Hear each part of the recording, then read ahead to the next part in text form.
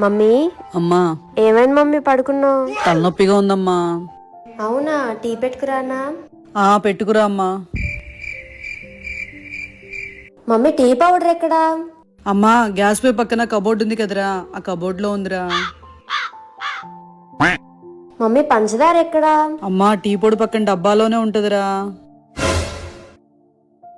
Mummy పాలు ఎక్కడున్నాయి? Fridge లో ఉన్నాయే.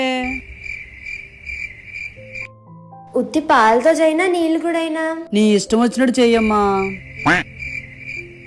మమ్మీ అల్లం కొంచెం అయినా? వెయ్యి.